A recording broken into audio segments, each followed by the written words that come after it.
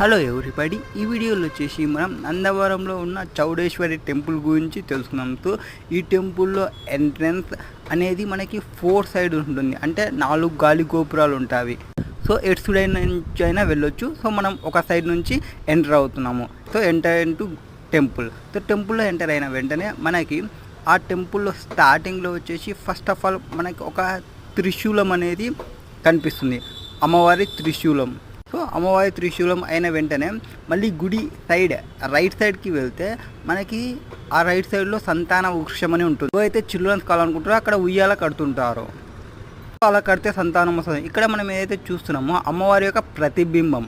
అమ్మవారు లాస్ట్ ఇయర్లో ఒక 1 ఇయర్ ఇక్కడ ఉన్న గోల్డ్ కవరింగ్ కోసం అమ్మవారిని ఇక్కడ క్లోజ్ చేసిండ్రు. సో అక్కడ మొత్తం చూస్తున్నదంతా full gold కవరింగే.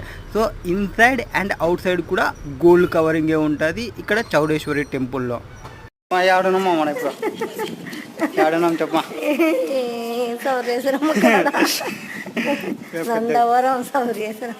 Nandavaram Chowdeshwari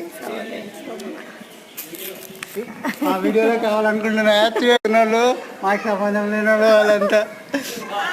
hi అందరికి హాయ్. పోదాం బామ్మ, ఇలా వీళ్ళు మాకు సంబంధం లేదండి.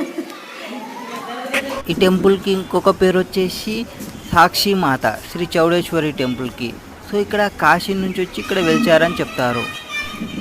ఇక్కడ అమ్మవారికి చీరలు సమర్పిస్తుంటారు, గాజులు సమర్పిస్తుంటారు.